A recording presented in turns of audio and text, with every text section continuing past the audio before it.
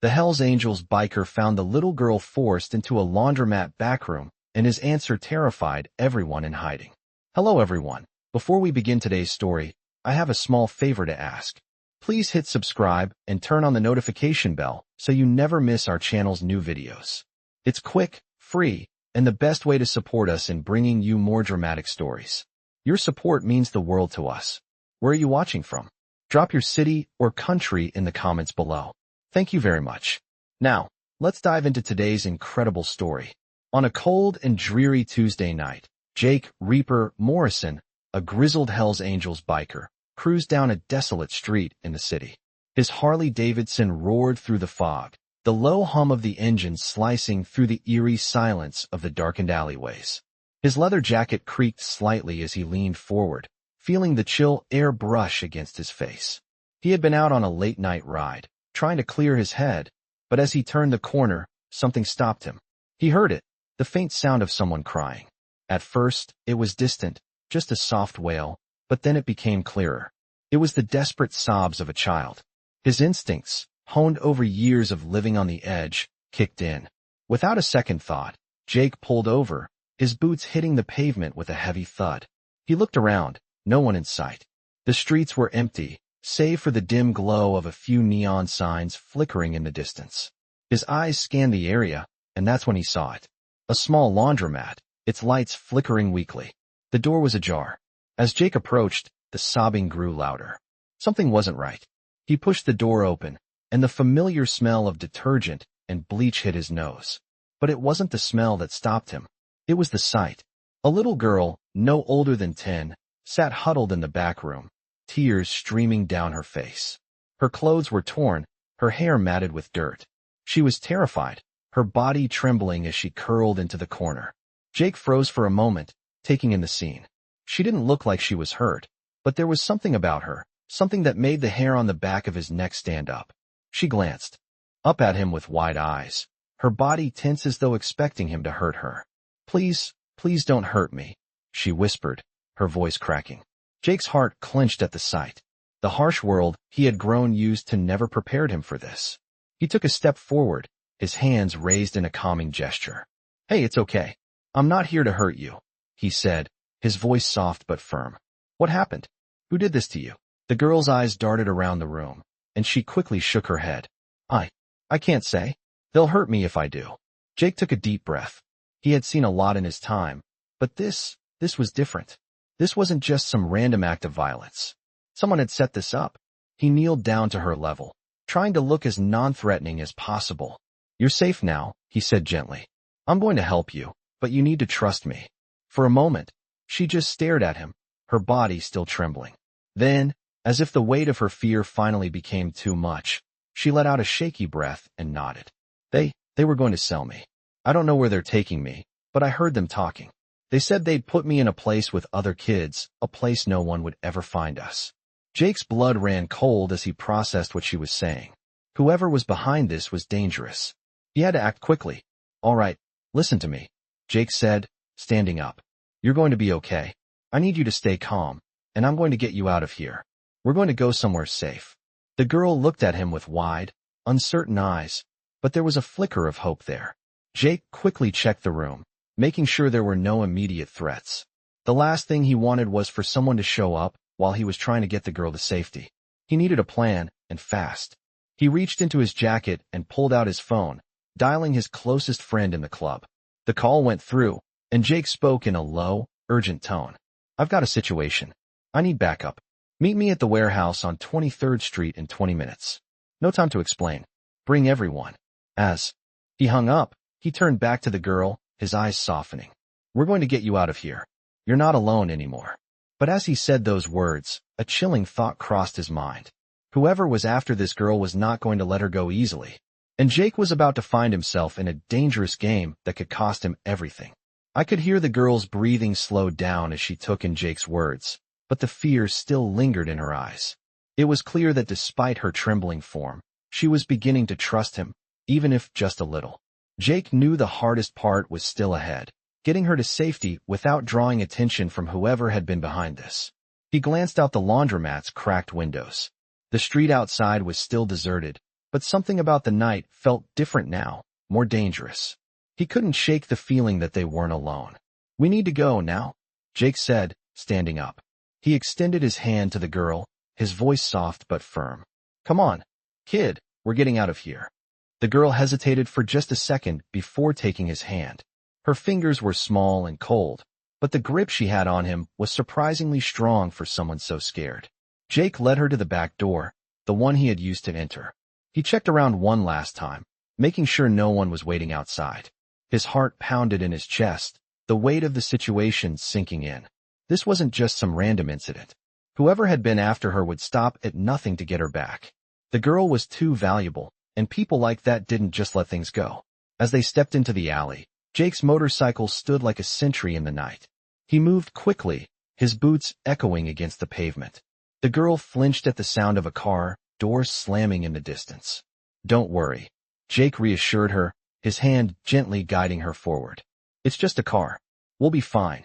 The girl nodded, but her wide eyes still searched the darkness, as if expecting something to jump out at her. Jake helped her onto the back of his bike, careful not to make any sudden moves. "Hold on tight, all right? I'm not going to let anything happen to you." The girl clutched onto his leather jacket as he revved the engine. The sound of the Harley's roar broke the silence of the night, but it also carried a sense of urgency. Jake didn't waste any time. He floored the throttle, and the bike surged forward. As they sped down the street, Jake kept his eyes on the rearview mirror, scanning for any signs of pursuit. He knew this wasn't going to be easy. Whoever was behind the girl's abduction would likely be looking for her by now. He had to get her out of the city, out of the reach of whoever was tracking her. The road blurred under the headlights, the world around them a streak of dark shadows and flickering lights. The cold air whipped past them, but it was the weight of the situation that kept Jake's mind racing. He wasn't just riding to escape, he was riding for the girl's life. The thought of what those people might do to her if they found her again sent a shiver down his spine. They passed through a few quiet streets before Jake took a hard turn, heading toward the outskirts of town. The roads grew emptier, and the buildings faded into the distance. He knew of a place, an old warehouse on the edge of town where he and his brothers used to lay low. It wasn't ideal, but it was secure, and it was as safe as they could get for now. Jake kept his hand on the throttle, but his mind was focused on the girl behind him. She hadn't said much since they left the laundromat, but he could feel her grip tightening with every turn they took. She was scared, no doubt, but he had to believe that she was starting to trust him. As they approached the warehouse, Jake slowed the bike, checking the surroundings. The place was secluded, the kind of spot that people didn't just wander into. It was perfect for now. He parked the bike behind the building, out of sight. "We're here," Jake said, turning off the engine. He helped the girl off the bike and led her inside the warehouse. The air inside was damp, the smell of old wood and rusted metal filling his nose. The lights were dim, casting long shadows across the room. It was exactly what they needed, a place where they could stay hidden until they figured out what to do next. Jake closed the door behind them, locking it quietly. The girl looked around the warehouse, her eyes scanning every corner. She was still on edge, but at least she was safe for the moment. Jake took a deep breath, finally allowing himself a moment to relax. But he knew this was only temporary. The real challenge was ahead. What had those people been planning for her? And who else was involved? Jake's gut told him that this wasn't just some random kidnapping. It was part of something bigger. He needed to find out who was behind it, and fast. "You're safe here for now," Jake said, his voice low and steady. "But we need to figure out who did this to you, and why." The girl nodded, her expression a mix of fear and relief. "They said they were going to take me to a place where I wouldn't ever be found." Jake frowned, his thoughts racing. Whoever was after her didn't just want to take her. They wanted to make her disappear. This was just the beginning, and Jake was ready to do whatever it took to protect her. "I could hear the echo of my boots against the concrete as I walked through the dimly lit warehouse." The girl had barely spoken since we arrived, and I could see the weight of everything she had gone through sitting heavy in her eyes. She was young, but the fear in her expression aged her, made her look like someone who had seen too much for someone so small. I stopped near the corner of the room, checking every darkened space. The silence was oppressive, broken only by the occasional drip of water from the leaky ceiling. I didn't know who was behind this, but I knew one thing for sure. They weren't going to give up easily. Whoever took her would be hunting us. The girl's voice broke the silence, soft and hesitant. What happens now? I turned to face her, trying to find the right words, but the truth was, I didn't have any answers. All I knew was that I couldn't let them get her back. Not after everything she'd been through. We stay here for the night, I said, my voice calm. We'll figure things out in the morning. I've got a few people who owe me favors. We'll find out who did this to you, and we'll make sure you're safe. She looked up at me, her eyes wide, and I could see a flicker of hope. But they said they were going to take me away, to a place where no one would find me. Are you going to stop them? Her question hit harder than I expected. The words were simple, but they carried so much fear, so much uncertainty. It made me wonder just who these people were that they could strike such terror into a kid's heart. I'll do whatever it takes to make sure they don't, I said, the resolve in my voice surprising even me. I wasn't the kind of man who made promises. But for her, I would break that rule. She nodded slowly, like she wanted to believe me, but she was still scared. Her tiny hands were gripping the sleeve of my leather jacket, as if holding onto the one thing that had made her feel safe. I couldn't blame her. She was alone in this world now, and I was the only thing standing between her and whoever wanted to harm her. I checked my phone again. No new messages. I was expecting a call from one of my guys any minute now. They should have been here by now. My gut told me something was wrong. The air felt heavy, as though something was about to go down. I stood up and walked toward the door, peeking out through a small crack in the warehouse's old wooden doors. Nothing. The street outside was empty, too empty. I'd been in enough situations to recognize when things were off. I didn't know if they were coming for us yet, but they were going to. It was only a matter of time.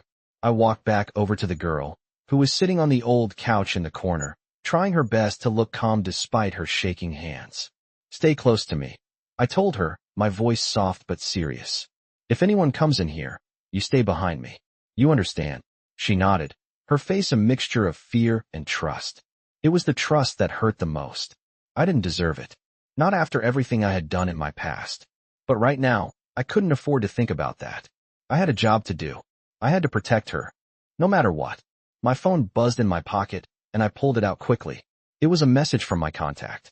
Asterisk, they're closing in. You need to move her. Now. Asterisk, my stomach twisted. I didn't waste time. I grabbed my jacket, zipped it up, and turned to the girl. We're leaving. We can't stay here anymore. The look of fear on her face made my chest tighten. But where will we go? She asked, her voice barely above a whisper. Don't worry about that. Just stay close, and I'll get you somewhere safe.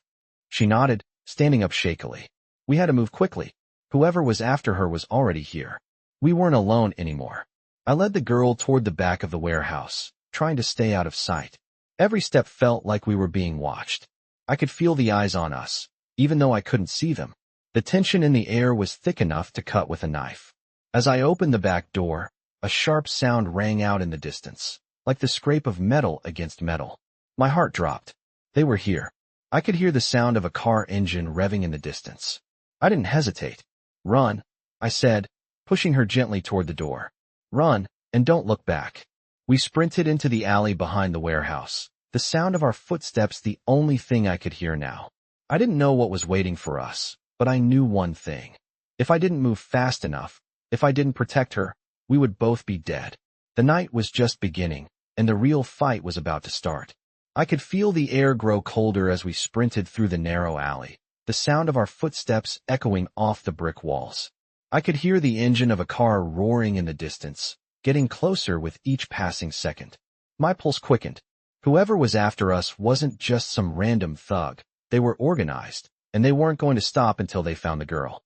I glanced behind us, but there was nothing. No one yet. My instincts told me we didn't have much time.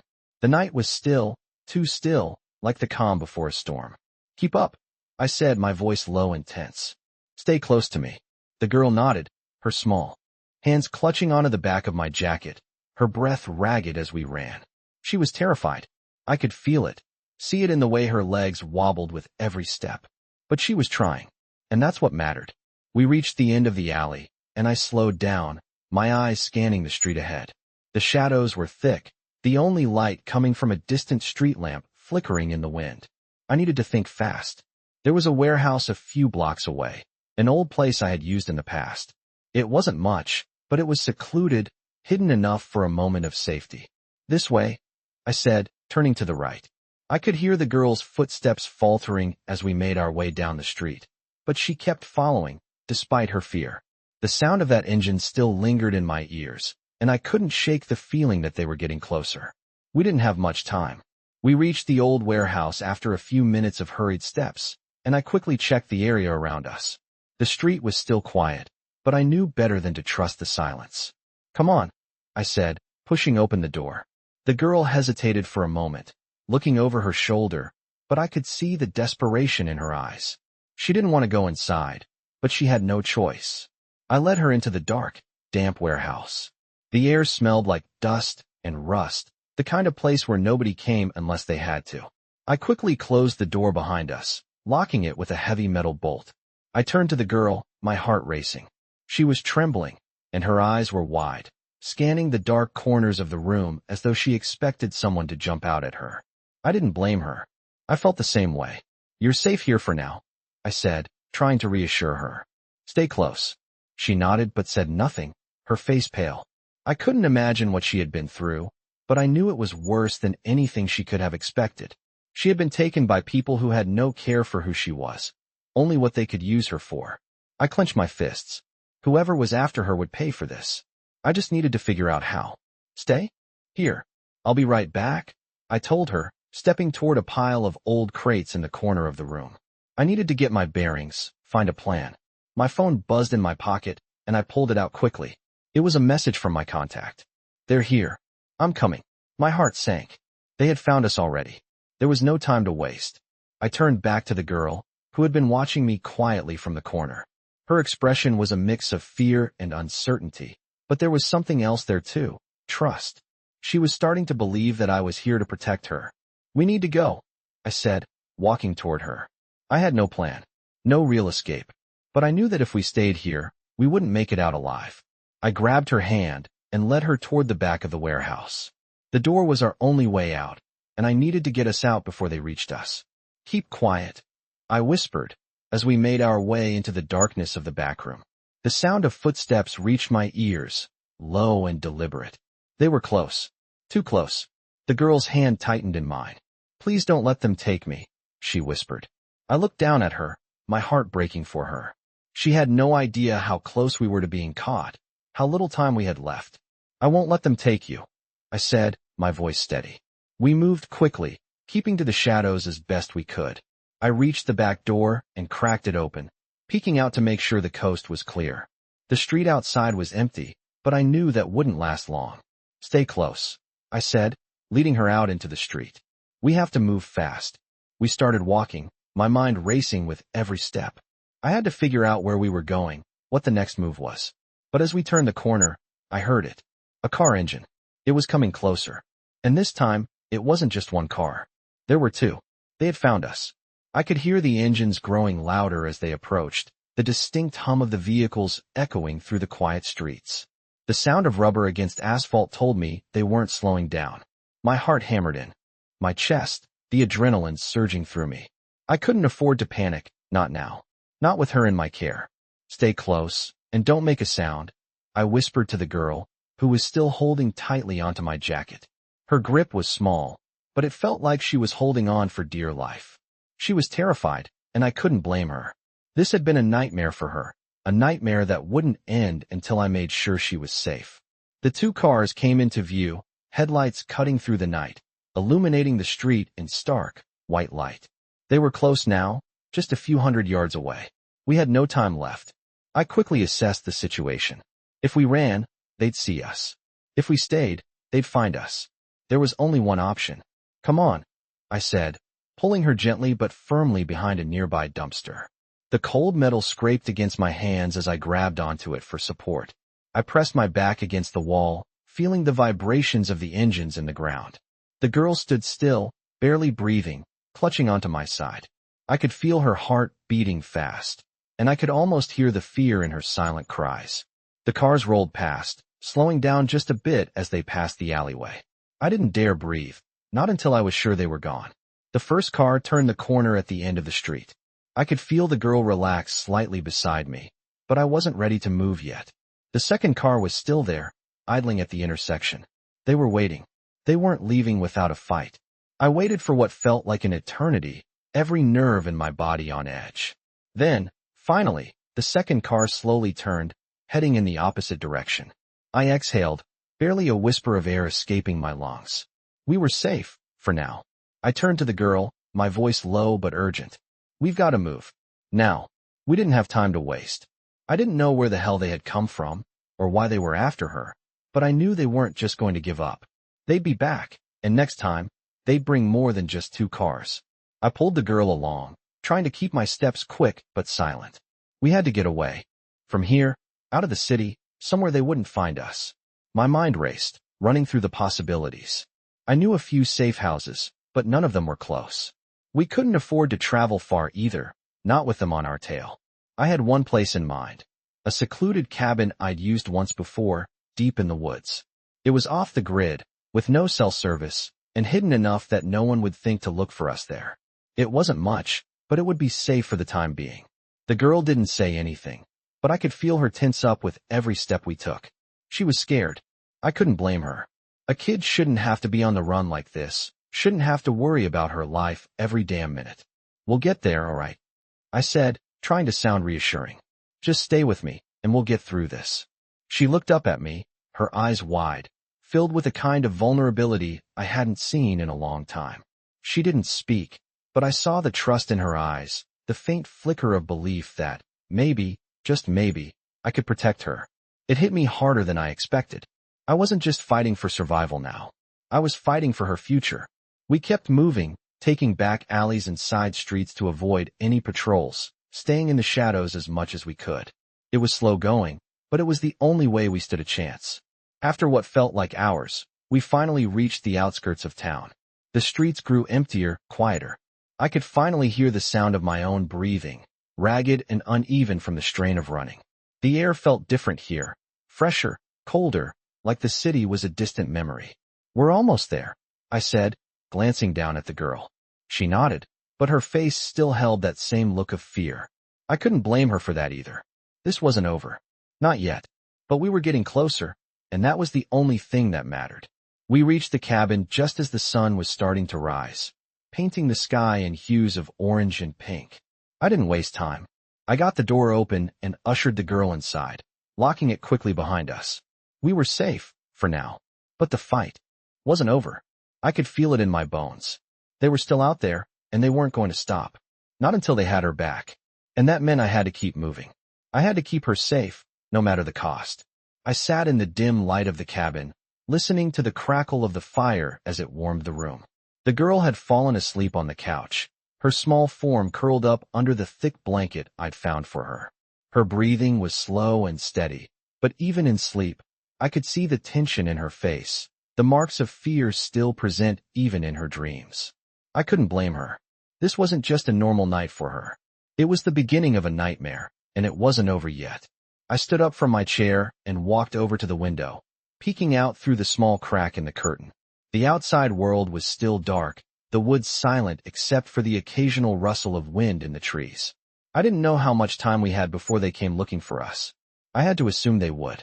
They wouldn't just let her slip away without a fight. They had to know she was missing by now. The thought of what they might do to her if they found her again made my blood run cold.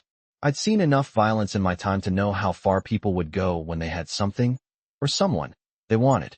And they wanted her. I gritted my teeth and turned away from the window. I needed to focus. I couldn't let myself think about that right now. I needed to plan. I walked over to the small table where I had my phone plugged into the charger. I glanced at the screen, but there were no new messages. No calls. No signs of any kind of progress. My gut told me I couldn't trust the silence. It wouldn't last. I ran a hand through my hair and sat back down in the chair. The silence in the cabin was unnerving, but I knew better than to be comforted by it. I had to keep my guard up. I couldn't afford to get complacent. The girl stirred on the couch, and I turned to look at her. Her eyes fluttered open, and she sat up. Slowly, rubbing her eyes as she looked around. "Where are we?" she asked, her voice groggy and soft. "We're safe," I said, trying to sound reassuring. "For now, at least." She nodded slowly, but I could see the worry still in her eyes. She didn't believe me, and I didn't blame her. I wasn't sure I believed it myself. I stood up and walked over to her, kneeling down beside the couch. "You okay?" I asked. She nodded again, but didn't say anything. I could see the fear still gripping her, and I couldn't help but feel guilty. I didn't know how to make this right for her. I didn't know how to make her feel safe. I had no answers, just a promise I'd made to myself to get her out of this. "It's going to be okay," I said softly, trying to convince both of us. "We're going to figure this out. I'll make sure you're safe." She didn't respond, but she leaned into my side, and for a moment, I could feel the weight of her trust pressing against me. I wasn't used to that. People didn't trust me. Not easily. But she did, and that made everything feel even more real. It wasn't just my life I was fighting for anymore. It was hers. I stood up and walked back over to the window, checking the darkened woods once again. The wind had picked up, and the trees swayed in the distance. Nothing. The silence was unnerving, but I couldn't let it get to me. I needed to stay focused. I grabbed my phone again, dialing the number of my contact. The call rang a few times before it finally picked up. "Jake," came the voice on the other end, gruff and familiar. "What's the word?" I took a deep breath, trying to steady myself. "They found her. They're coming. I don't know when, but we can't stay here." There was a pause on the other end, and I could hear the sound of someone moving around, preparing for something. "All right. We'll be there in a few hours. You need to get her out of there, Jake. Get to the drop point. You know the one." "Yeah," I said, my voice low. "I'll be ready." I hung up the phone and stood there for a moment, taking in the weight of the situation. It wasn't just about getting her out of here anymore. It was about keeping her safe, keeping both of us alive. We were running out of time. I walked back over to the girl, who had pulled the blanket up around her shoulders, her eyes still filled with the remnants of fear. "We need to move," I said, my voice steady. "Get your things, we're heading out." She looked at me, her face pale but determined. "Where are we going?" she asked, her voice small. "Somewhere safe," I replied. "Somewhere they can't find us." She nodded and quickly stood up, her small hands scrambling to grab her things. I watched her for a moment, trying to gauge her state of mind. She was scared, but she was still moving, still fighting. And that was enough for now. We didn't have much time. The woods were quiet, but I knew it wouldn't stay that way. I grabbed my jacket and headed for the door. "Stay close," I said, turning back to her. "We're getting out of here. We don't stop until we're safe." She nodded again, and we stepped into the cold night together, the world around us still dark and silent. But I knew it wouldn't stay that way for long. They were coming, and we had to stay one step ahead. I could feel the weight of the night pressing down on us as we made our way through the woods. The air was cold, the kind of cold that bit into your bones, and the ground beneath our feet was rough, uneven, making every step feel like it took twice as much effort. The girl was close behind me, her footsteps light but quick, trying to keep up. I could hear her breathing, a little ragged, a little anxious, but she was holding on, moving forward without question. I glanced back at her, making sure she was okay, but her face was tense, eyes darting around as though she expected someone to jump out at her from every shadow. I didn't blame her. The woods were thick, the trees heavy with silence, but that silence made my senses sharper. I could feel the weight of being hunted, and the longer we stayed in one place, the more exposed we became. My mind raced through the options, but there was no perfect answer. The only choice was to keep moving. Keep her safe. I quickened my pace, my boots crunching on the dead leaves and twigs beneath us. The girl's breath quickened too, and I could hear her trying to keep up. I had to stop for a moment, my body telling me it needed a break. I turned slightly, checking the girl's face, making sure she was okay. "You good?" I asked, my voice low. She nodded quickly, but there was something about her expression that made my gut twist. I could see she was scared, but I could also see that she was tired, more than I wanted to admit. This wasn't just a physical battle, it was a mental one. And she was barely a kid. I could see that the weight of everything that had happened was too much for her to process. But she was still here, still moving. That was something. That meant she hadn't given up yet. And that was something I had to hold on to. "We need to get to the safe house," I said, more to myself than to her. "We're almost there. Just a little longer." She didn't say anything, but I could see the faint flicker of understanding in her eyes. She was doing her best to hang on, and I wasn't going to let her down. Not tonight. Not ever. We kept moving, the trees growing thicker as we ventured deeper into the woods. The darkness seemed to swallow us whole, the only light coming from the faint glow of the moon above us, filtering through the branches in soft patches. It was almost eerie, the quiet of the woods, the feeling that something was watching, waiting. I kept my senses on high alert, knowing that at any moment, we could be spotted. I couldn't let that happen. I wouldn't. We had to get to the safe house. I needed to be sure we were out of reach before they found us. We're close now, I said, trying to keep my voice steady. You doing okay? She nodded again, though I could see she was struggling to keep her composure. I didn't blame her. She was just a kid, and this whole nightmare was way beyond what any child should ever have to face. I'm fine, she whispered, her voice small but determined. I just want to go home. Her words hit me harder than I expected. I didn't know what she had left of a home, or if she'd ever see it again. But I knew one thing. I wasn't going to let them take that from her. Not if I could stop it. I know, I said softly. We'll get you somewhere safe. I promise. We moved in silence for a few more minutes, but I could feel the tension building in the air. My heart raced with every step, my thoughts spinning, trying to plan the next move. I didn't have all the answers, but I had to keep her safe. That was all that mattered now.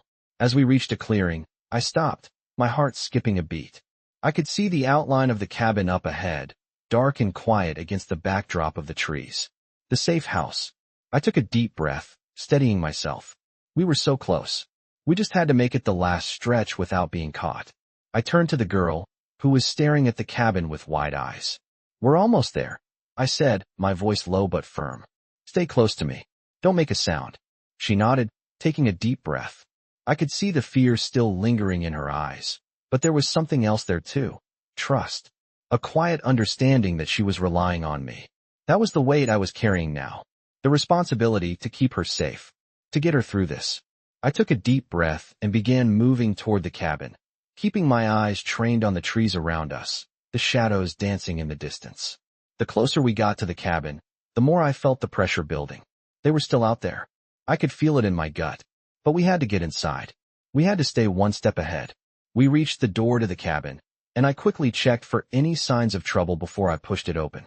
The creak of the door sounded too loud in the silence, but we were in. I quickly locked it behind us and turned to the girl, who had collapsed onto the couch, exhausted. We're safe for now, I said, trying to sound reassuring. But inside, I knew it wasn't over. Not yet. We were still on the run, and I had no idea what the next move would be. But we had a moment. A brief respite. And I would do whatever it took to make sure we didn't lose it. I paced back and forth in the cabin, the floor creaking under my boots with each step. My mind raced, thoughts colliding as I tried to think of the next move. The girl was sitting on the couch, her small frame curled up under a thick blanket, her eyes still wide with that look of fear that hadn't left since I found her. The silence in the cabin was deafening. The only sound was the wind howling outside, the occasional rustle of leaves in the trees. But even the wind couldn't drown out the feeling that we weren't alone, that someone was out there watching us. I walked over to the window and peered through the blinds, my heart pounding as I scanned the dark woods. Nothing. But I knew better than to trust the quiet. I could feel it in my gut. The danger wasn't over. The girl was still at risk. Whoever was after her wouldn't stop until they found her. And they knew where we were now. I turned away from the window and walked back to the table, running my fingers over the edge. I had to get her out of here. I couldn't stay in one place too long. If they were closing in on us, we needed to keep moving. But the roads were dangerous, and the last thing I wanted was to lead them right to us. I turned to look at her. She hadn't said much since we arrived. She'd barely moved, her eyes distant, staring at nothing. It broke my heart to see her like this. So small, so fragile. She was just a kid. She didn't deserve this. I walked over to her, kneeling down to her level. Hey, I said softly, trying to get her attention. You doing okay? She didn't look at me at first, but then her eyes flickered up, and for a moment, I saw something else, something more than just fear. It was exhaustion. She was so tired. I couldn't blame her. I don't know what's going to happen, she whispered, her voice trembling. What if they find us? Her question hit me like a punch to the gut. What if they found us? What if I couldn't protect her? I wasn't sure I could answer that, not truthfully. I didn't know if I could keep her safe, but I couldn't let her see my doubt. I had to be strong for her. They won't find us, I said, trying to sound more confident than I felt. We're going to get through this, I promise. She nodded, but I could see that she didn't believe me. I couldn't blame her. She'd been through too much to believe in promises anymore. But I had to try. I had to make sure she believed that we could get out of this alive. I stood up, walking back to the table, running through the options in my mind. I could call in some of the guys, but it was too risky. If we made contact, it might draw attention. I couldn't afford that. I had to keep us off the grid. I turned to the girl again. I need you to trust me, okay? I said, my voice low but firm. We're going to leave here soon. We can't stay in one place for too long. But I need you to be ready. She looked at me, her face still filled with uncertainty. But she nodded again, the faintest flicker of trust in her eyes. It wasn't much, but it was enough. I knew we couldn't stay here. The longer we did, the more likely it was that they'd find us. I had to get her out of this town, out of the state even. The only problem was that we had no idea who was behind this, or how far they'd go to get her. I grabbed my jacket from the chair and pulled it on, my hands moving quickly as I checked the door, the windows, making sure everything was secure. I turned to the girl once more. Stay close to me, okay? I said. We don't stop until we're far away from here. She didn't say anything, but she stood up, walking over to me. She was still afraid, still unsure, but she was moving. That was something. I wasn't sure where we would go next. I didn't have a solid plan, but I knew one thing. I couldn't let her down. I couldn't let them take her again. I opened the door quietly, checking outside one last time before we stepped out into the cold night. The darkness surrounded us, but I knew we couldn't stay in the shadows forever. We had to keep moving. Every step I took was a step toward keeping her safe. But with each step, I could feel the pressure mounting. We weren't alone, and I didn't know how much longer we could keep running. I could feel the cold wind cutting through the trees as we moved deeper into the woods. The ground was uneven, the dirt and leaves crunching beneath our feet. Every step felt heavier than the last, every breath more difficult to take. My eyes kept scanning the darkness, looking for any movement, any sign of danger. The girl walked beside me, her small hand tightly gripping the sleeve of my jacket. She was trying to keep up, but I could tell she was exhausted, her legs barely able to carry her further. We couldn't stop though, not yet. I had no idea how long we had until they found us, but I knew it wouldn't be long. My mind raced as I thought through our options. The cabin was no longer safe. We needed to get out of the woods, off the grid, before they tracked us down. I glanced down at the girl again. Her face was pale, her eyes wide with fear, but there was something else there too. She was holding it together, staying strong despite everything. I couldn't help but admire her for that. We're almost there, I said, my voice steady. Just keep going. She nodded, though I could see the exhaustion in her eyes. It wasn't just physical. This whole situation was wearing her down, and I couldn't blame her. A kid shouldn't have to go through this. She shouldn't have to be on the run, hiding in the woods, not knowing who she could trust or where she could go. We came to a clearing, and I stopped, taking a moment to listen. There was nothing. No sound of an engine, no footsteps behind us. Just the rustling of the trees in the wind. But that didn't mean we were safe. I scanned the surroundings again, my heart pounding in my chest.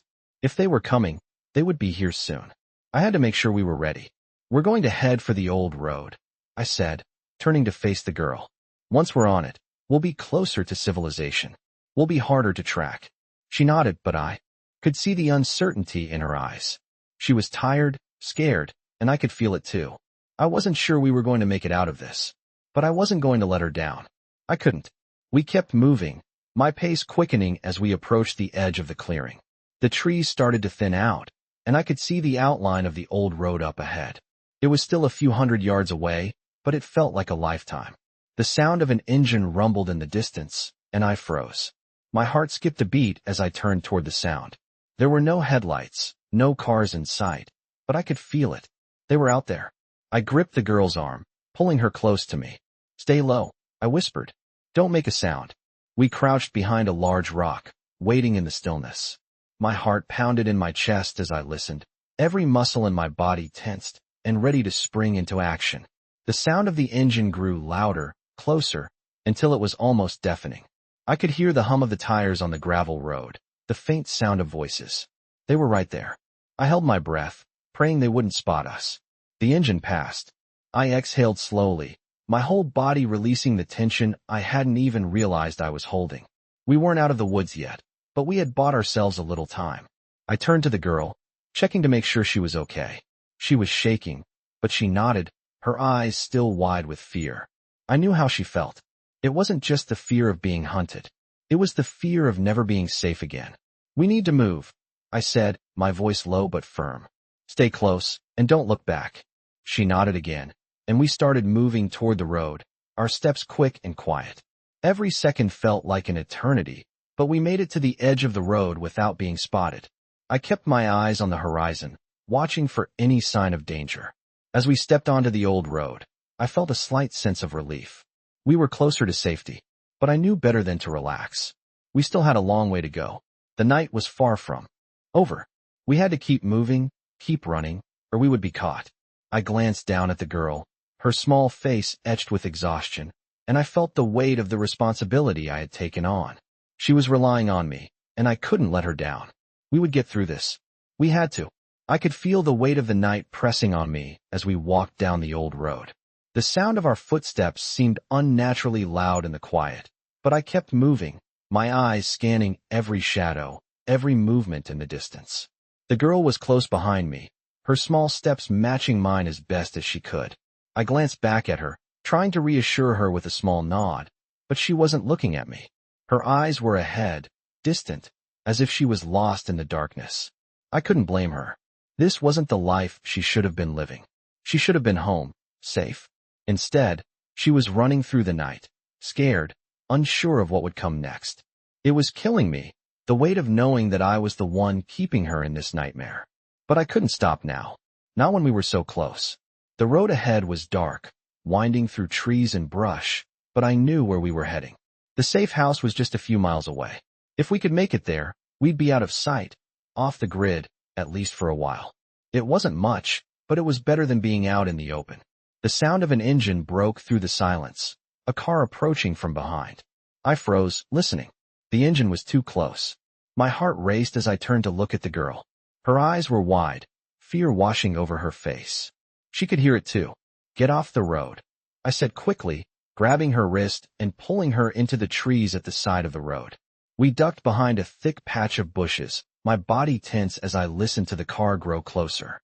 My heart pounded in my chest as I watched the headlights cut through the trees, getting brighter, closer. It passed us, the sound of the tires crunching on the gravel filling the air. I held my breath, watching it disappear into the distance. I waited for what felt like forever before I finally let go of the breath I was holding. The car was gone. I turned to the girl, my grip loosening on her wrist. "It's okay," I whispered, but I could see that she was shaking. I couldn't blame her. We weren't safe. Not yet. I checked the road again, my eyes scanning for any signs of movement. The night felt too quiet, too still, like we were being watched. "We need to keep moving," I said, my voice low. "Stay close, and don't look back." The girl nodded, her face pale but determined. We moved back onto the road, the faint light of the moon illuminating the path ahead. The woods around us seemed to close in, the shadows stretching long and dark. I kept my pace steady, my mind racing with every step. How long would it take before they found us? How far could we run before there was nowhere left to hide? We couldn't stop now. We had to get to the safe house. It wasn't far, just a few more miles. We kept walking, the silence between us heavy. The girl was still holding my jacket, her hand wrapped tightly around the fabric like it was the only thing keeping her grounded. I didn't know what was going through her mind. I didn't know how much longer she could keep going. We had to be close, but it felt like we were moving in circles, trapped in a never-ending loop of fear and uncertainty. My mind kept returning to the same thought. If we could just make it to the safe house, we could rest. We could regroup. But I knew better than to think we were safe yet. I could feel their presence in the back of my mind, the weight of their pursuit hanging over us like a storm cloud. If they found us out here, it would all be over. The thought gnawed at me, but I pushed it aside. I had to focus on getting us to safety. The road stretched out in front of us, winding through the woods, the trees thick and dark on either side. It felt like we were the only two people left in the world, the silence so complete it was almost suffocating. I glanced back at the girl. She was still following, her steps slower now, but she was still moving. I couldn't tell if she was afraid or just too tired to keep going, but I didn't say anything. We couldn't afford to stop now. The light of the moon cast long shadows on the road ahead, and for a moment, I thought I saw something move in the distance. I stopped dead in my tracks, my heart jumping into my throat. I held my breath, straining to see through the darkness. There was nothing. I couldn't be sure, but it felt like something was out there, something watching us. I turned to the girl, trying to remain calm. Stay close, I whispered, pulling her in closer to me. We couldn't risk being caught now. Not when we were so close. The safe house was just ahead. We could make it. We just had to keep going. I kept my pace steady, my eyes darting back and forth between the road ahead and the shadows surrounding us. The girl, still clutching my jacket tightly, was slowing down. I could see her legs were giving out, and her breathing had become more erratic. I wanted to stop, to give her a break, but every second we stayed in the open brought us closer to being found. I had to keep her moving. Come on, I said softly, trying to keep my voice calm despite the tension. We're almost there. Just a little further. She nodded, her face pale but determined, and took another shaky step forward. The sounds of the woods were unsettling, the rustling of branches in the wind, the distant howl of an animal somewhere in the distance. I couldn't tell if it was a coyote or something worse, but my instincts told me to keep moving. Every sound seemed amplified in the silence of the night. I could feel the weight of the danger pressing in on us. We were exposed, and the longer we stayed on this road, the more likely it was that we'd be caught. The girl's exhaustion was becoming more visible with each step she took. Her small body was struggling to keep up, and I could feel her grip on my jacket tighten, as if she was trying to hold on to the last bit of strength she had left. It's okay, I said again, my voice barely above a whisper. We're almost there. We're going to be all right. She didn't respond, but I saw the faintest glimmer of trust in her eyes. She was holding on, and that was all I needed right now. I couldn't afford to doubt myself, not when she was looking at me like that, depending on me. We kept moving, the road finally beginning to widen as we neared the outskirts of the woods. The trees were thinning, and the road stretched ahead, dark and empty. I could see the outline of a distant building in the distance. The safe house was just beyond that, a place I knew we could hide out in, where we could finally rest. I felt a small spark of hope, but it was quickly extinguished when I heard it. A car engine. I froze, my heart skipping a beat as I turned toward the sound. The headlights cut through the darkness, and I immediately pulled the girl toward the trees, urging her to stay low. The car was getting closer, its engine revving louder with each passing second. I could hear the tires crunching on the gravel and the unmistakable sound of a vehicle slowing down. They were looking for us.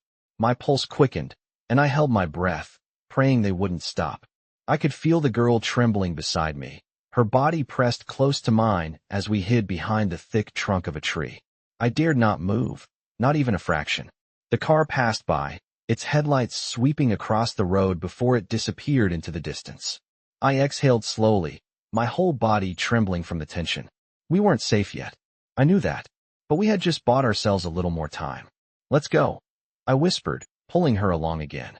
We moved quickly, staying in the shadows, trying to keep a low profile as we reached the clearing ahead. The safe house was closer now, just a few hundred yards away. It felt like the longest distance I'd ever had to cover. We couldn't afford another close call. I glanced back over my shoulder, but there was no sign of the car. We were still in the clear, for now. The girl was moving slower now, her feet dragging with each step, but she kept going. Her determination was something I admired, but I could tell she was exhausted. She needed rest. I needed rest. But we had no time. We had to keep moving. We're almost there, I said again, trying to reassure her. The girl didn't respond, but I saw her nod as she trudged along beside me, the cold night air biting at our skin. The cabin was just up ahead. I could see it now, the dim outline of the building coming into focus. Relief flooded through me, but it was quickly followed by a sense of dread. I didn't know if we were truly safe. I didn't know if we would make it there without being caught, but it was the best shot we had. Stay close, I said, as we neared the cabin. The door was just a few yards away, and I could feel the tension building in my chest. We were close, but we weren't out of danger yet. We reached the door, and I quickly checked for any signs of trouble before I pushed it open. The sound of the door creaking echoed in the night, but we were inside. I locked the door behind us, making sure it was secure. We were finally inside. Safe, at least for now. The girl collapsed onto the couch, her small body exhausted from the journey. I walked over to the window and peered outside, making sure no one had followed us. The woods were silent again. Too silent. I didn't trust the quiet. They were still out there, and I couldn't let my guard down. Not yet. I stood by the window, my eyes scanning the surrounding woods, my heart still pounding in my chest. We were inside the cabin now, hidden away from the world, but I couldn't shake the feeling that we were still being watched. The quiet was deafening, but it wasn't comforting. It was as if the calm before a storm was hanging over us, and every creak of the wood, every rustle outside, made my nerves tighten. The girl had collapsed on the couch, her small body curled up under the blanket I had found for her, exhaustion finally taking its toll. She hadn't said much since we arrived, her eyes distant, still haunted by the fear she had lived through. I could tell she was trying to push everything out of her mind, trying to pretend it was over, but we both knew it wasn't. I turned away from the window, rubbing my hands together to warm them. I had to. Focus. We were safe, but for how long? The world outside was dangerous, and I could feel the clock ticking down. The sound of my phone buzzing on the table broke the silence. I glanced at it. One message. I picked it up quickly, my eyes scanning the screen. They're still tracking her. Get out now. My heart dropped into my stomach. They had found us. I looked at the girl, still sleeping, her chest rising and falling with each breath. We couldn't stay here. Not anymore. I moved quietly toward the door, checking the locks one more time. The cold night air seeped through the cracks in the walls, and I could feel the weight of the decision pressing down on me.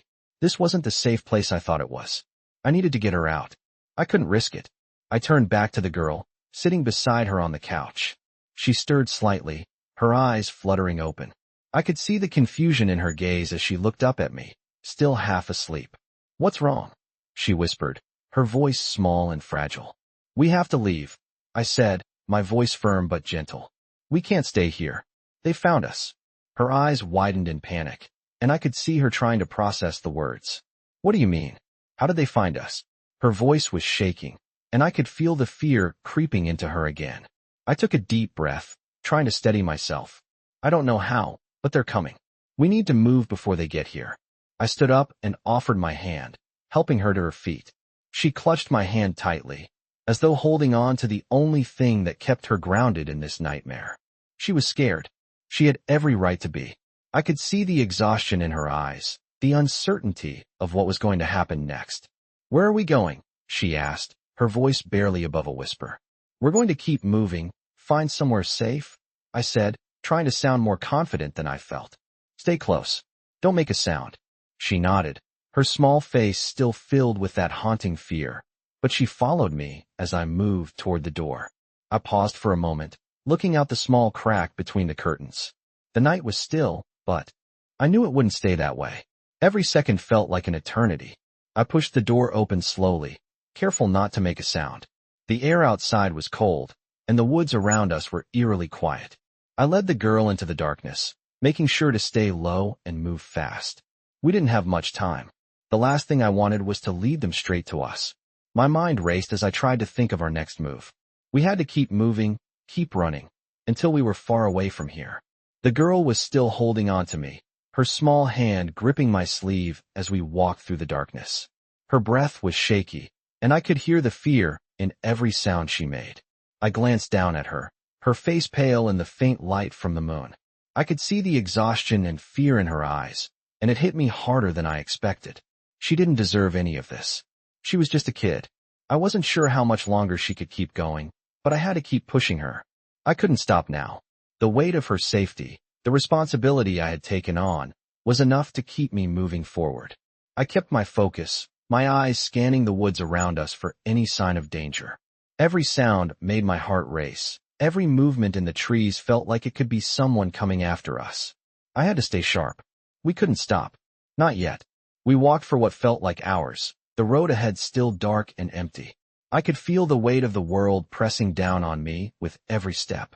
I didn't know how much longer we could keep running, but I knew one thing for sure. I wasn't going to let them take her. I wouldn't let them take her from me. The safe house was still miles away, and every second counted. We couldn't stop until we got there, no matter what it took. I could feel the weight of the night lifting, but the danger was far from over. We had been walking for what felt like hours, the shadows stretching long in the moonlight. The girl's hand was still gripping mine, her fingers cold and trembling. But she was staying with me. I kept moving, my boots crunching softly on the dirt path as I checked over my shoulder every few steps. I couldn't let my guard down. Not yet. The safe house wasn't far now. I could see its silhouette up ahead, the faint outline of the building cutting through the darkness. It was the closest thing to safety I could offer her. It wasn't much, but it was all I had. My chest tightened with each step we took toward it, the weight of the responsibility heavy on my shoulders. I had to get her through this. I had promised myself I would. The girl's breath came in shaky bursts, each one louder than the last, but she was still with me. That was the most important thing. I glanced at her again, trying to reassure her with a quick nod, but I saw the fear still in her eyes, the uncertainty of whether we would make it out of this alive. I wanted to tell her it would be okay, that we would get through it. But I couldn't make promises I couldn't keep. The cabin was just a few hundred yards away now, but I still didn't feel safe. I couldn't shake the feeling that someone was watching us, waiting for us to slip up. The sound of our footsteps seemed too loud in the stillness. Every time I looked back, I half expected to see headlights creeping up behind us. But there was nothing. Not yet. We kept moving, our steps faster now, the cabin just ahead. When we finally reached the door, I paused for a moment, glancing around, making sure no one was in sight. The stillness of the night felt like it was pressing in on me, and I hated it. I turned the knob slowly, pushing the door open with as little noise as possible. The inside was dark, the air thick with the smell of dust and old wood, but it was safe, for now. I ushered the girl inside, closing the door behind us and locking it quietly. We were in. I exhaled slowly, letting the tension in my shoulders ease for a moment. The girl stood in the corner of the room, her body tense but relieved to be out of the open. She had made it. I had made it. We were safe for now. I turned to her, walking over slowly, making sure she was okay. Her face was still pale, her eyes wide with the fear of what we had just gone through, but there was something else there now, something I hadn't seen before. Trust. She was looking at me differently, like I wasn't just the man who had dragged her through the woods, like I was someone who might actually protect her. I couldn't help but feel a pang of guilt. I hadn't asked for this responsibility, but here I was, trying to be the one she could rely on. You're safe now, I said softly, though even I wasn't sure how true that was. I could see the hesitation in her eyes, the doubt. She wasn't ready to believe it yet. She had been running for so long. She didn't know what it felt like to be safe anymore. I'll keep you safe, I promised, though I couldn't promise how long that would last. She didn't respond, but she didn't have to. Her eyes said it all. I looked around the cabin, checking the small space, noting the lack of windows, the heavy wooden door that felt like the best defense I could offer. It wasn't much, but it was all we had. I turned back to the girl, trying to sound as confident as I could. Rest for now. We'll figure out our next move in the morning. She nodded, moving to sit on the small cot in the corner. The fatigue had finally caught up with her, and within minutes, she was asleep, her small form curled up under the blanket. I watched her for a moment, the quiet of the cabin settling around us. I stood by the door, my back against the wall, listening to the silence. The storm of what had just happened was still hanging over me, and I couldn't relax. They were still out there, still looking for her, and we couldn't stay here forever. But for now, we had a few hours of peace. I leaned my head back against the wall and closed my eyes for a moment. We had made it this far. We were still alive. And as long as I had breath in my lungs, I was going to make sure we stayed that way. In this thrilling Hell Angels story, follow the gripping journey of a young girl and a grizzled biker who is determined to keep her safe from the dangerous forces pursuing them. As they move through dark forests and evade relentless pursuers, their bond grows stronger. The Hell Angels stories have always been filled with tension and unexpected twists, and this one is no different. With each step, they face new challenges, but the biker's promise to protect her keeps him moving forward, even as they hide in secluded cabins and navigate treacherous paths. The Hell Angels stories explore not just the violent world of motorcycle clubs, but also the deep emotional connections formed in the most unlikely circumstances. As the pair tries to stay one step ahead of their pursuers, they realize that survival is not just about evading danger, but also about trust and sacrifice. These Hell Angels stories reveal the unspoken loyalty and the lengths one would go to protect those they care about, even in the face of insurmountable odds. with danger lurking at every corner. Will they make it to safety, or will the past catch up with them? The road ahead is uncertain, but one thing is clear. The bond between the biker and the girl will be tested like never before in this gripping tale of survival, loyalty, and the unbreakable spirit of the Hell Angel stories.